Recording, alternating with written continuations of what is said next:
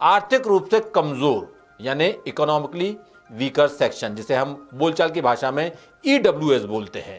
EWS आरक्षण को लेकर मध्य प्रदेश हाईकोर्ट का एक बहुत बड़ा फैसला आया है और इस फैसले के मुताबिक अब अनारक्षित अनरिजर्व्ड पदों में से ही ईडब्ल्यूएस आरक्षण दिया जाएगा। कोर्ट के फैसले के बाद अब एससी, एसटी और ओबीसी को इस आरक्षण का फायदा नहीं मिलेगा। हाईकोर्ट का यह फैसला पुरानी भर्तियों पर भी लागू होगा। इसी के साथ फैसले के दायरे में आने वाली नियुक्तियां या तो निरस्त की जाएंगी या फिर उन्हें आने वाली नियुक्तियों में एडजस्ट किया जाएगा। क्या है पूरा मामला, देखिए जबलपुर से हमारे विशेष संवाददाता नील तिवारी की ये रिपोर्ट। मध्य प्रदेश हाईकोर्ट ने आर्थिक रूप से कमजोर वर्ग यानी ईडब्ल्यूएस आरक्षण लागू करने को लेकर संविधान के अनुच्छेद 15(6) और 16(6) की व्याख्या की है। कोर्ट ने साफ किया कि सामान्य वर्ग के आर्थिक रूप से कमजोर लोगों के लिए 10% आरक्षण की व्यवस्था की गई है, जबकि ओबीसी, एससी और एसटी वर्ग को ईडब्ल्यूएस आरक्षण के दायरे से बाहर रखा गया है।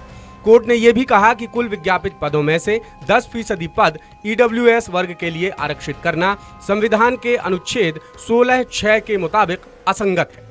लिहाजा इसकी मूल भावना के मुताबिक कुल विज्ञापित पदों में से एससी, एसटी और ओबीसी के लिए आरक्षित पदों को छोड़कर बाकी अनारक्षित पदों में से ईडब्ल्यूएस वर्ग को 10% पद दिए जाएंगे। अब आपको उदाहरण के जरिए ये मामला समझाने की कोशिश करते हैं। मान लीजिए यदि 100 पदों को भरने के लिए विज्ञापन जारी होता है, जिसमें 16 पद एससी वर्ग, 20 पद एसटी वर्ग और 27 पद ओबीसी वर्ग के लिए आरक्षित है, यानी एसटी, एससी और ओबीसी वर्ग के लिए कुल मिलाकर 100 में से 63 पद आरक्षित हो गए।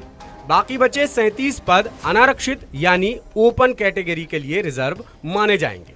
अब नई व्यवस्था के मुताबिक 37 अनारक्षित पदों में से 10% यानी सिर्फ 4 पद ही ईडब्ल्यूएस के लिए आरक्षित होंगे।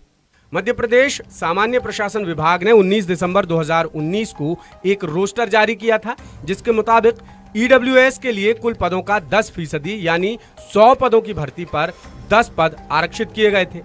ये व्यवस्था 2019 से चली आ रही थी, जिसमें लाखों पदों पर गलत नियुक्तियां दे दी गई हैं। लेकिन हाईकोर्ट के ताजा फैसले ने अब साफ कर दिया है कि ईडब्ल्यूएस वर्ग को अनारक्षित पदों में से ही 10% सीटें दी जाएंगी। तो ईडब्ल्यूएस आरक्षण है 10% है और इसमें जो सीटें आवंटित की जा रही हैं वो 100% में से 10% की जा रही हैं। तो माननीय न्यायालय ने स्पष्ट ऑब्जर्वेशन दिया है कि ईडब्ल्यूएस आरक्षण में एससी, एसटी, ओबीसी को एक्सक्लूड किया गया है, यानी ईडब्ल्यूएस के आरक्षण से उनको वंचित किया गया है। तो शेष जो पद रहते हैं एससी, एसटी और ओबीसी के बाद जो शेष पद बचते हैं अनारक्षित, तो अनारक्षित पदों में से 10% पद एलोकेट होना चाहिए, ना कि 100% पदों में से। जुलाई 2019 में ईडब्ल्यूएस आरक्षण जारी हुआ है और जो सामान्य प्रशासन विभाग द्वारा एक रोस्टर जारी किया है 19 दिसंबर 2019 को, जो पूर्णतः त्रुटिपूर्ण है, उसमें इन्होंने 10% सीटों का जो आरक्षण है वो 100% में से 10% एलोकेट करने का रोस्टर जारी किया है, जो अपने आप में गलत है। और इन सारे मुद्दों को लेकर पूर्व में भी 4-5 याचिकाएं माननीय न्यायालय में दायर हैं और समस्त ईडब्ल्यूएस की भर्तियां जो मध्य प्रदेश में वो याचिका के निर्णयाधीन भी की गई हैं। और एक और महत्वपूर्ण ऑब्जर्वेशन है कि जो एनएचएम में भर्ती हुई थी लगभग 2850 पदों को इन्होंने बैकलॉग, ईडब्ल्यूएस का बैकलॉग निकाल दिया था, जो तत्कालीन डायरेक्टर थी मिस्टर छवि भारद्वाज। तो इस पर जब शिकायत हुई तब ये मामला उछला था कि ईडब्ल्यूएस का कोई भी बैकलॉग नहीं होता है।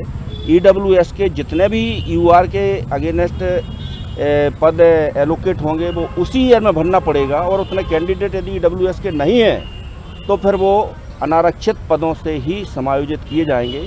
किसी भी हालत में वो पद कैरी फॉरवर्ड नहीं होंगे अगले वर्ष के लिए। इस मामले में मध्य प्रदेश सरकार के विशेष अधिवक्ता रामेश्वर सिंह ठाकुर और अधिवक्ता विनायक प्रसाद शाह का कहना है कि ईडब्ल्यूएस आरक्षण लागू करने को लेकर बड़े पैमाने पर प्रदेश में अनियमितताएं हो रही थी, जिस पर हाईकोर्ट में कई याचिकाएं दायर की गई थी।